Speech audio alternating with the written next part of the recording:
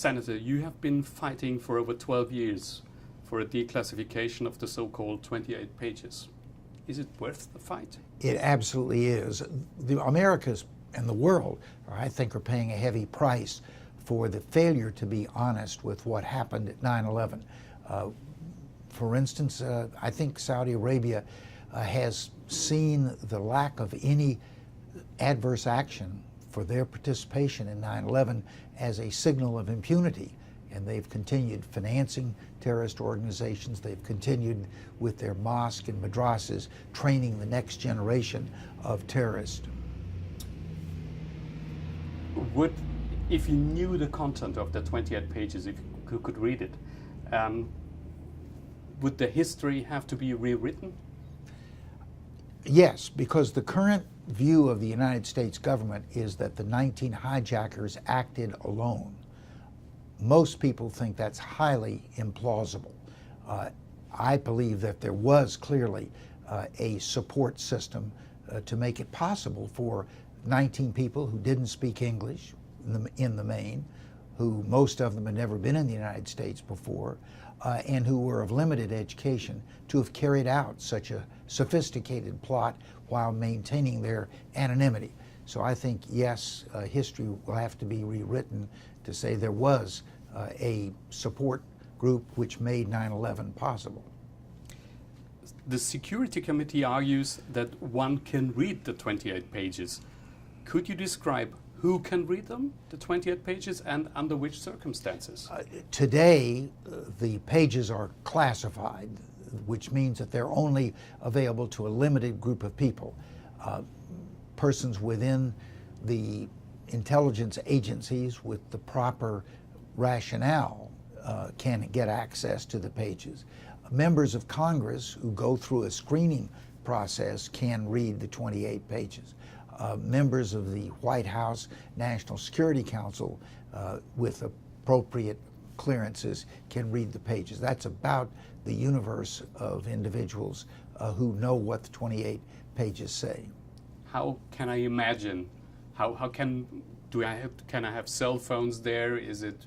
No, if you're, for instance, I know best the congressional process, and a member of Congress who is cleared to be able to read the 28 pages does so in a room with a monitor, somewhat like taking an exam and having someone look over your shoulder to be sure that you're not cheating.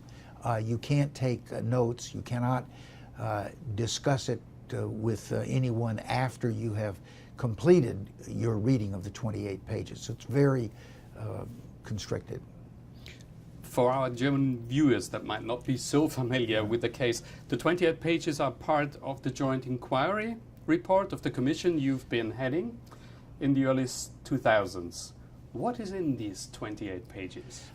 I'm under a classification oath that I will not disclose the details of what is in this material, but I can say, as has been reported publicly, that the 28 pages primarily deal with the question who financed 9/11, and that they point a strong finger at Saudi Arabia. Let me repeat the question. Why is the content so important? I mean, we have hundreds of pages, I think 800 for the first commission and 500 for the other commission, all put together 1,300 pages. Why are these 28 pages so important? Well, they were so important to the people in the executive branch in 2003 when they were first classified, that they were removed from the report, and meaning that the American public was denied the opportunity to know what was there. I don't think that happened frivolously, that they did it without some rationale, and I think it had primarily to do with the sensitive relationships between the United States and Saudi Arabia, not wanting to disrupt those relationships. So what you're saying is probably there is an intention of covering up something? I say it goes beyond cover-up, which is a passive withholding, to an aggressive deception in which the government has gone out of its way to create this narrative that the 19 hijackers acted alone, and have shut down any investigations for all intents and purposes which would refute that proposition. So it is, yes, a cover-up, but more than just a cover-up. Meaning that? Meaning that there has been a conscious effort to rewrite the narrative of what happened in 9/11, and in that rewrite to stress the point that the 19 hijackers acted alone, and to exclude from public awareness any information which challenged that assumption. Would you say that in these 28 pages is the conclusion of the whole commission report? This is not like a drama which builds up to some peak of suspense and then you know the answer to the end of the play. This is one chapter in a book which covers a lot of the discrete aspects of 9/11, the build-up to 9/11, the planning, the specific details of the plot to hijack the airliners and fly them into tall and buildings in the Pentagon. This is another chapter which goes to the issue of financing. Who paid for all of those operations that culminated in 9/11? Now, Saudi Arabia is mentioned in the two reports. If the information of the 28 pages was disclosed, are there details in it that, if they were declassified, would surprise people? Yes, there are, because the people have largely been denied the information as to the depth of the role that Saudi Arabia played.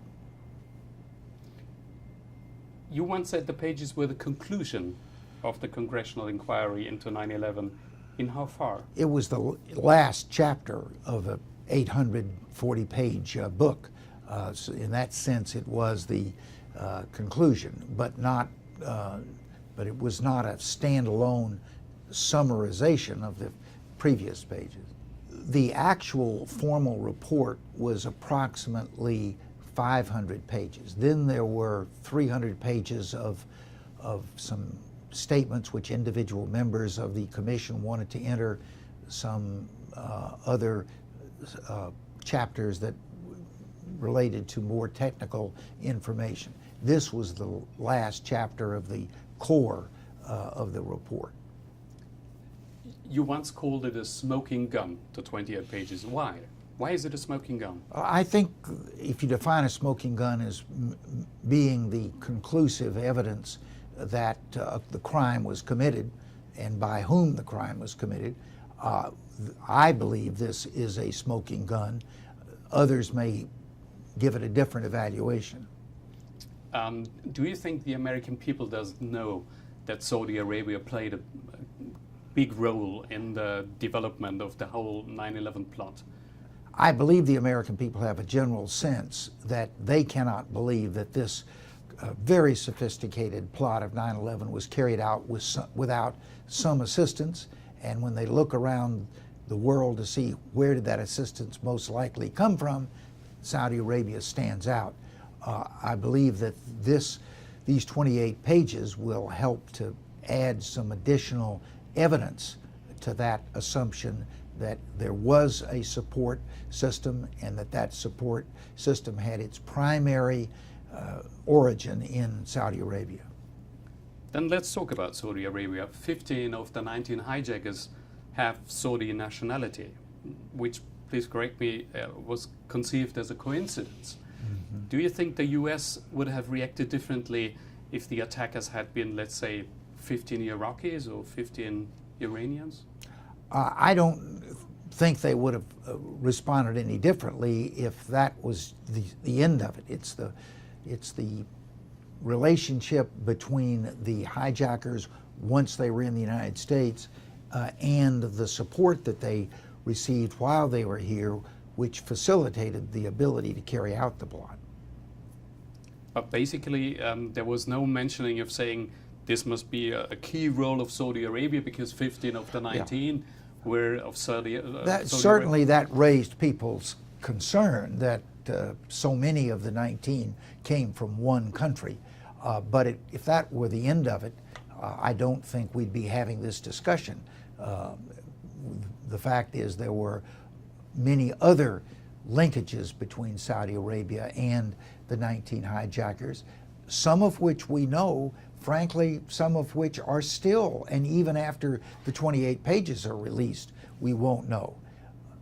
The 28 pages largely deal with the hijackers who lived in San Diego, California, because that's the group about which we have the greatest information.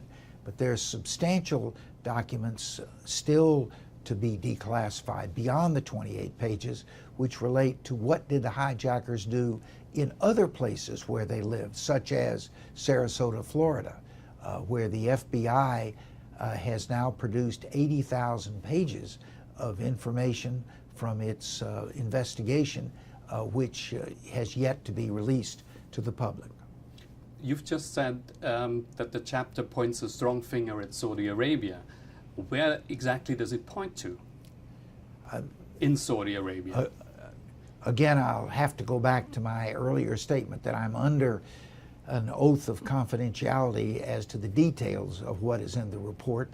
Let's get the full 28 pages released to the public, and then everybody will know the answer to that question. What are we talking about? Are we talking about individuals? Are we talking about the government? Are we talking about charities? Are we talking about the Ministry of Islamic Affairs? All of the above. All the above? Yeah. Which is really strong involvement. Yes, this was this undertaking to bring 19 people who were almost uninformed about the culture of the United States into our nation, stay here for a year and a half, complete the planning, go through a series of test runs, and then finally execute this very complicated plot. And to do so with no help, hard to believe. I believe that the 28 pages will help to fill in the answer as to who and in what ways, particularly financially, were the 19 hijackers assisted in carrying out the plot. I have a citation of the 9/11 reports. The 9/11 report states, "We have found no evidence that the Saudi government as an institution or senior Saudi officials individually funded the organization." That contradicts what you've just said, doesn't it? Well, let's let the evidence speak for itself as opposed to summary conclusions. At its best, that statement leaves out all but the highest levels of officials in the Saudi government. But I think that it's hard to believe that a plot of this nature, directed against what has been the primary ally for over 60 years of Saudi Arabia, would have been undertaken without someone in that highly centralized, absolute monarchy knowing about it. Hard to believe that it would have happened without some knowledge. You know, in the newspaper I read that what I just cited, was the best crafted sentence of the whole commission report, because it leaves out, it says the Saudi government as an institution, which means if it's not working as an institution, it could have helped. The senior Saudi officials could be junior Saudi officials, and so on. You've done a better job than I did in dissecting the sentence. Am I right? Yeah. Yes. This is a really elaborated sentence, right? Yeah. The commission report says the conclusion does not exclude the likelihood that charities with significant Saudi government sponsorship diverted funds to Al-Qaeda. What does this mean? That means that it in fact probably occurred, that the same thing that happened in Bosnia-Herzegovina when Saudi Arabia was supporting groups that were fighting in that war, and largely doing it through charities as the intermediary, the funnel of the financing. But on the one hand it says there's no involvement of senior Saudi officials, on the other hand it says we don't not exclude the likelihood that charities with significant Saudi government sponsorship. This is a bit contradictory for me. I think it is contradictory, and again, in the context of Saudi Arabia. This is one of the most absolute monarchies in the world, and the fact that something as significant would have taken place directly adverse to the interest of its closest ally without getting some sanction from the higher levels of the government is very difficult for me to believe. You said if one looked closer at the 9/11 hijackers, one would come automatically to the conclusion that they couldn't have carried out such a task without substantial help. Why? Because they weren't capable of doing it. Do you think that the two of us, for instance, could be dropped into Somalia with very limited resources and the outline of a plot to attack Somalia and 18 months in which to do it, and that we could have carried it out without somebody who spoke the language and knew the territory to be assisting us? I know I couldn't do it. Stefan, you're a more able person. You might be. And I don't think that these 19 people had the qualifications to have been able to do this alone. So they were referring to an already existing Saudi network. I don't know whether whether this network was in existence prior to the arrival of the 19 hijackers or was assembled concurrent with their arrival is another issue. My suspicion is that in at least some places in the country there already were pre-positioned persons who had been trained to be of assistance, not only in what became 9/11, but in other activities, and that they played a significant role in protecting and assisting, guiding the 19 hijackers while they were living in the United States. Let's take the so-called San Diego plot. As far as I remember it, you have two Saudi nationals who accidentally meet Saudi preachers, then accidentally meet the famous Umar al-Barjumi, who accidentally helps them with money and funding and so on. I was ridiculizing a bit, but do you really think this is a coincidence? No, I don't think it's coincidence. The story of San Diego sort of illustrates the story of San Diego illustrates the frustration because the same type of behavior occurred in 3 or 4 other places where hijackers were living, and yet the investigations in those areas are still classified, and therefore we don't know the details. What happened in San Diego was that the first 2 hijackers to enter the United States came to Los Angeles. Within a few days, a meeting took place between a Saudi agent who had been living in San Diego and a Saudi official at the consulate in Los Angeles. Immediately after that meeting, the Saudi agent and his driver had lunch at a Middle Eastern restaurant in Los Angeles, ended up sitting next door to the 2 hijackers. We had a statistician evaluate that, and it was something in the 5 million to 1 chance that that would have occurred by coincidence. The agent, al-Bayoumi, invites the 2 future hijackers to come to San Diego, saying that he will be of great assistance to them.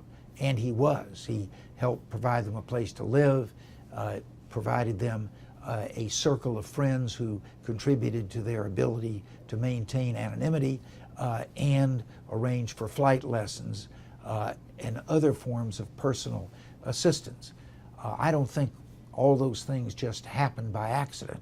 I believe they were part of the support network that was in place not only in San Diego, but in 4 or 5 other places in the United States to assist the hijackers in carrying out their plot. With a possible involvement of the Saudi embassy?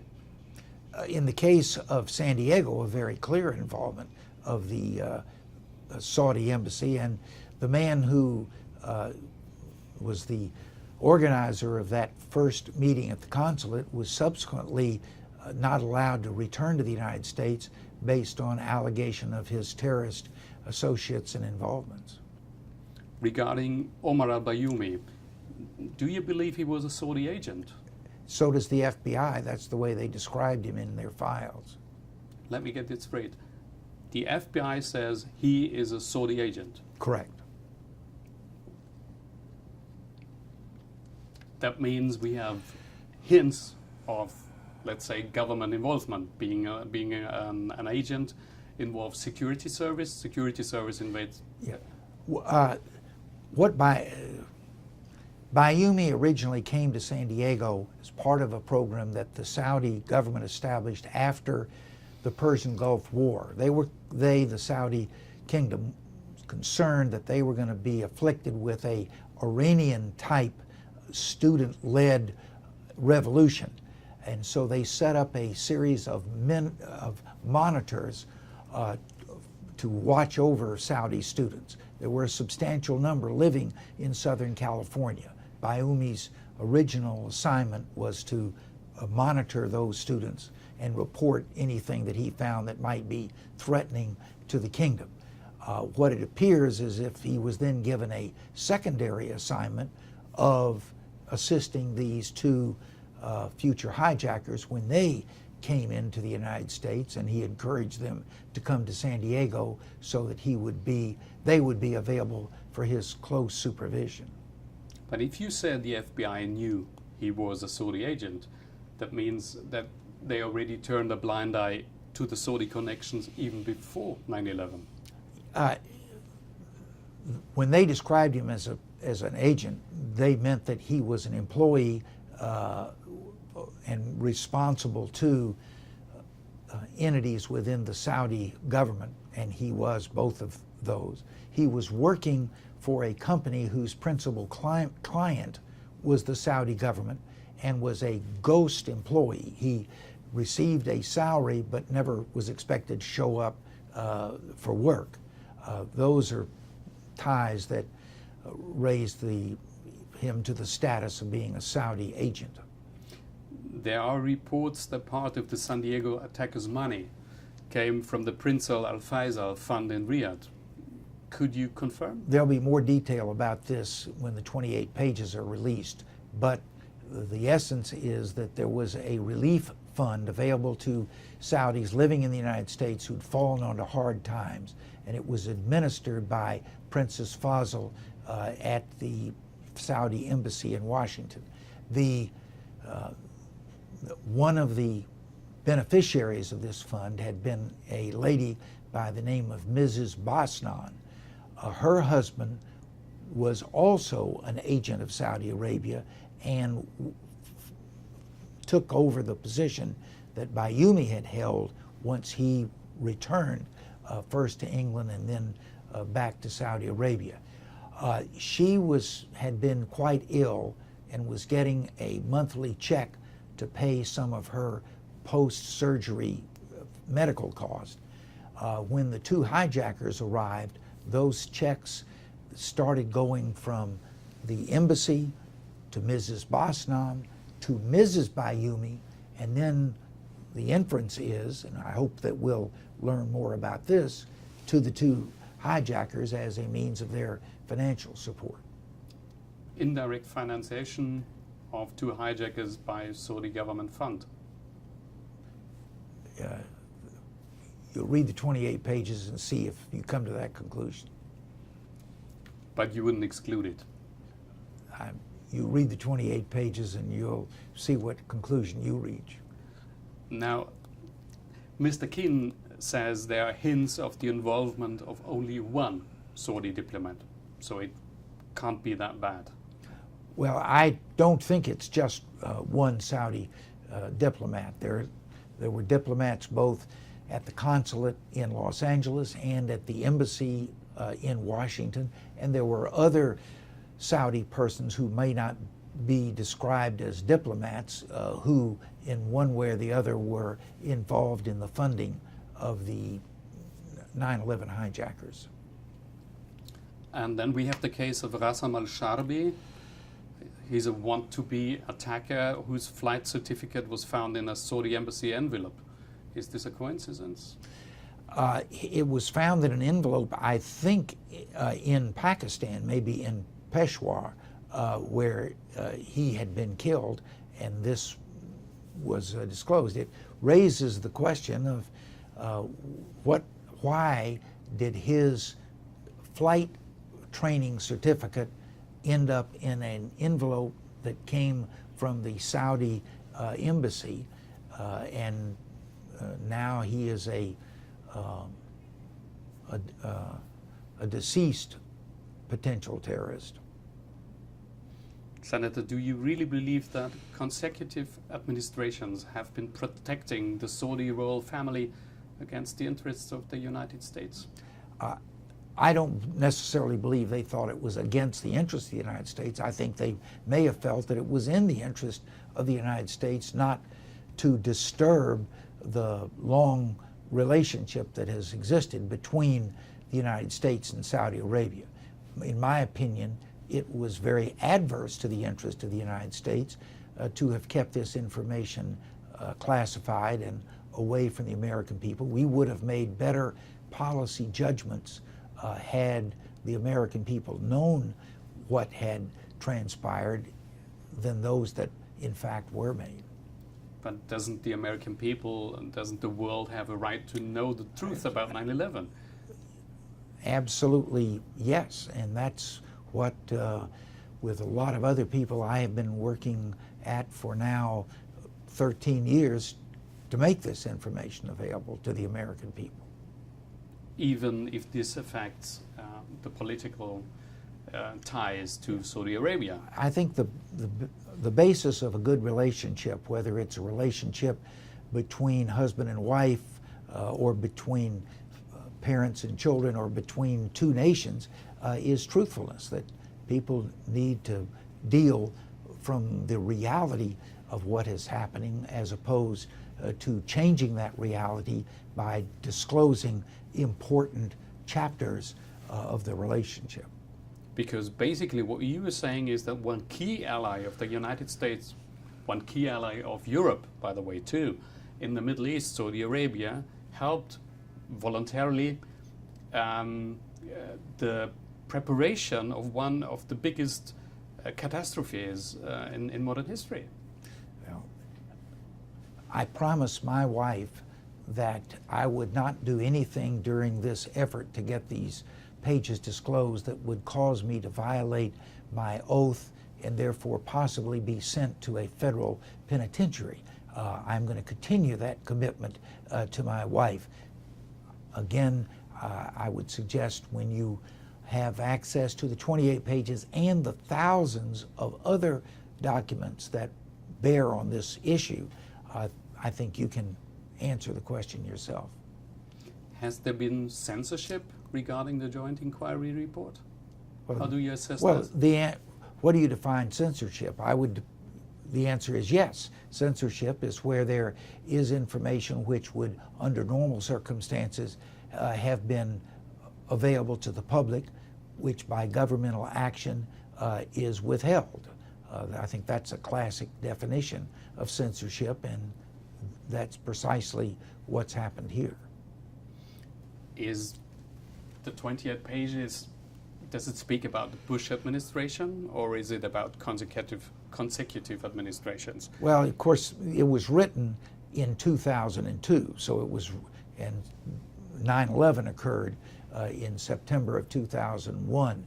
So both of those dates being during the administration of President George Bush. So to the extent that any American administration is involved in the specifics of 9/11, it largely occurred during the time of George Bush and to some degree at the end of the administration of President Clinton.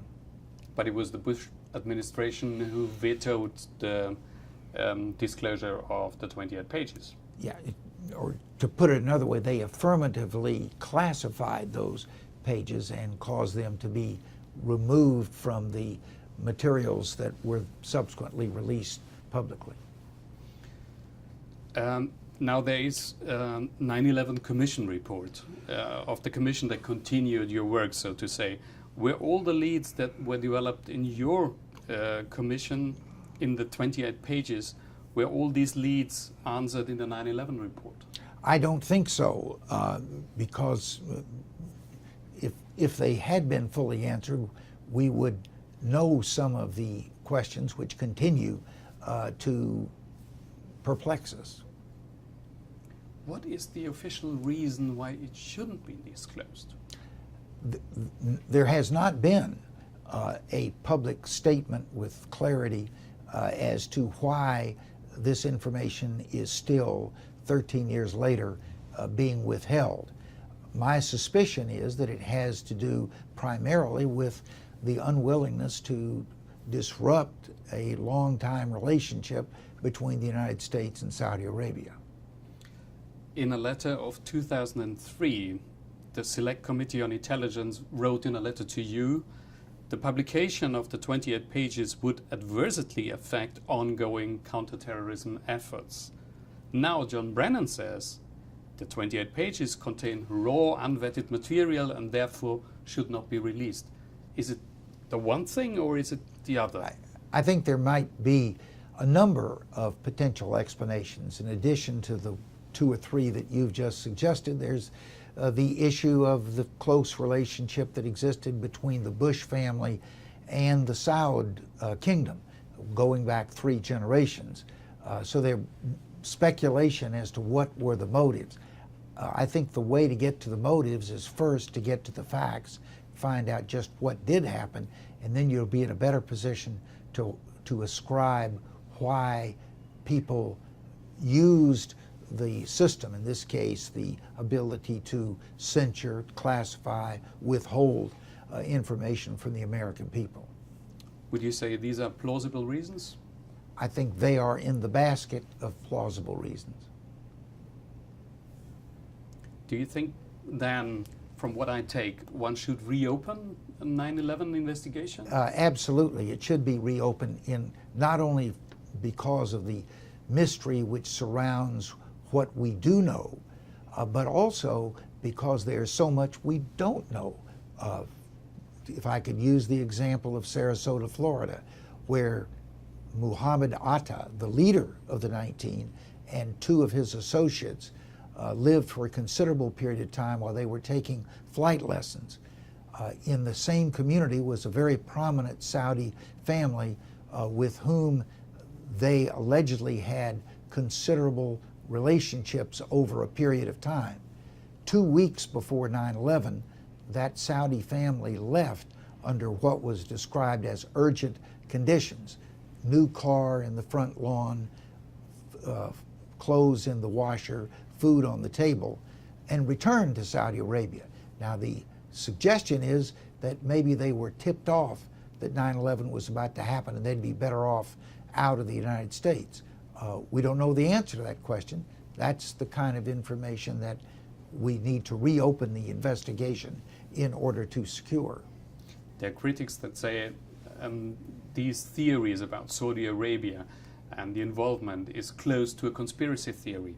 No, I don't consider this to be a conspiracy theory. There are people who fundamentally disagree with even the fact that the hijackers were involved in 9/11. They think the buildings were blown up internally. They have other extreme assessments and retelling of the story of 9/11. I am not of that camp. I believe the essential story that has been told is accurate but incomplete.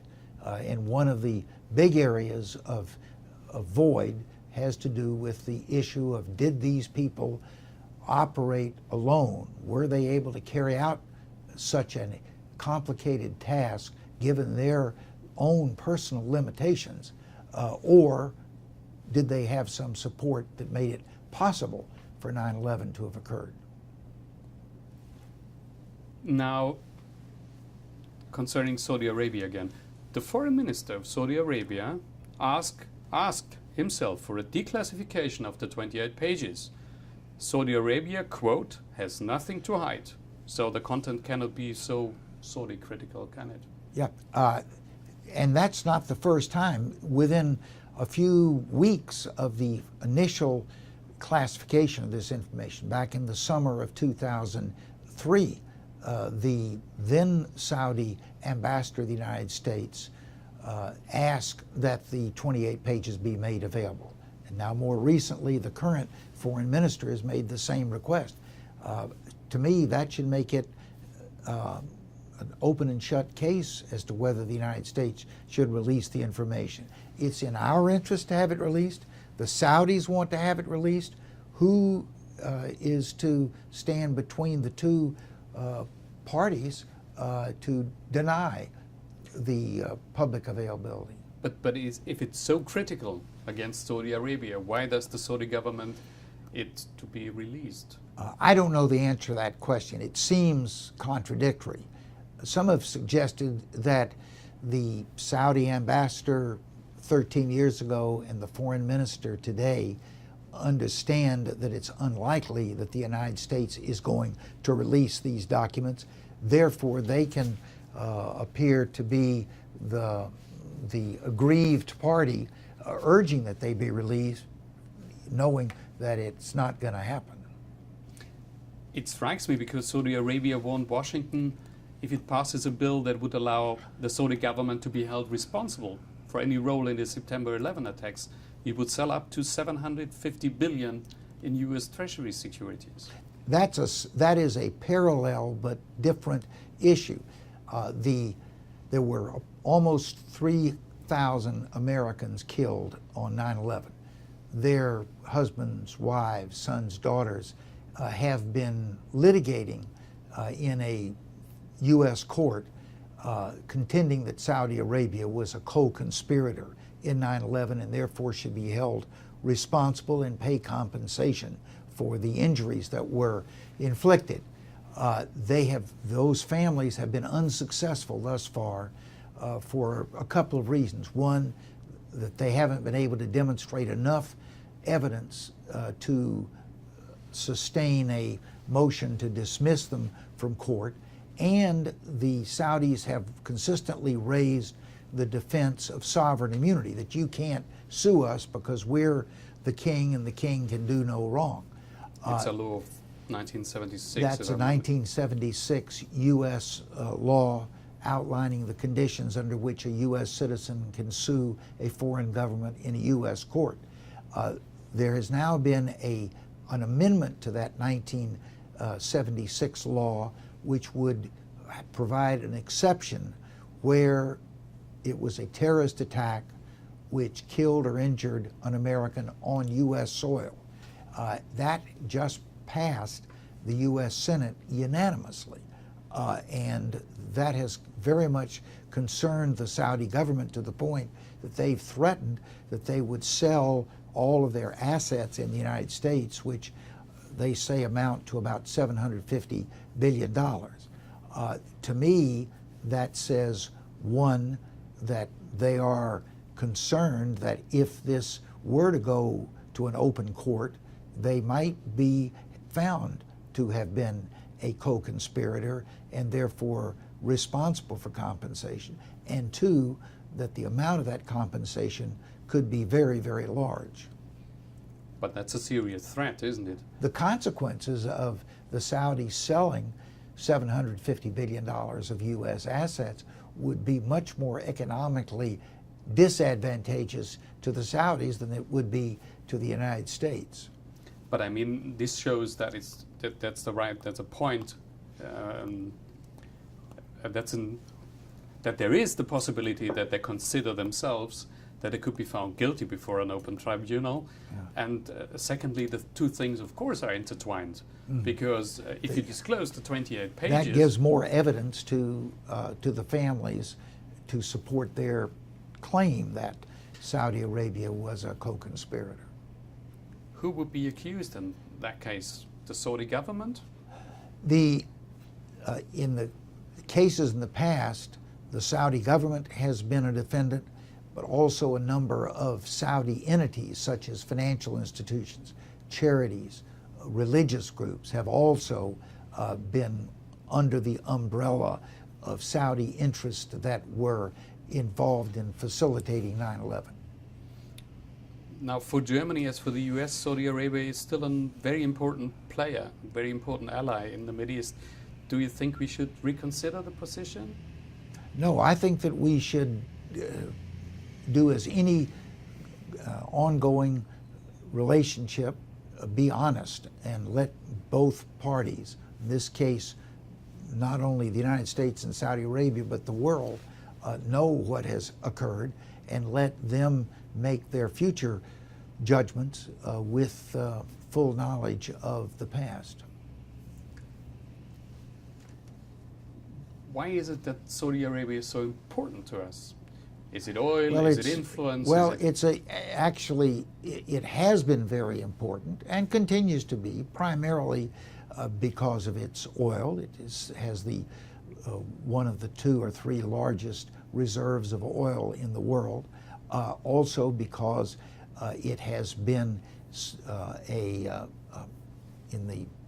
it's one of the first countries to have indicated an interest in trying to resolve the Israeli-Palestinian dispute. So it could be a force for the resolution of some of the long held animosities in the region.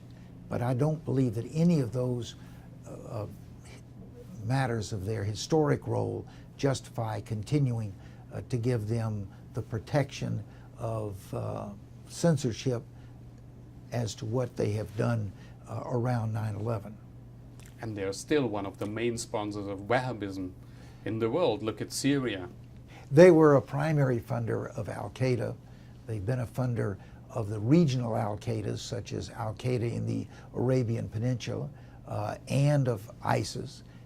Plus, and maybe even more important, they have been the training grounds for their funded mosques and madrasas for the next generation of terrorists, the next generation of young Arab men who are committed to jihad. But if you know all this, why are these 28 pages so important? Because they are part of giving to the world the full information about what happened before, during, and after 9/11. They are not the totality. There are thousands of other pages which have similarly been withheld. I'm an advocate of all of that coming out, and if it all comes out and that results in a reopening of the investigation in order to give people a sense we know it all, that would be in the very good interest of the United States and the world community. But we would have to rearrange our relationships to Saudi Arabia, most probably. And that wouldn't be a bad thing either. Last question, Senator. Are we going to see these 28 pages? Are you optimistic? I am more optimistic today than I have been in 13 years. For the first time, the administration has indicated that they are going to make a decision, and that announcement is that the decision will be made in June of 2016.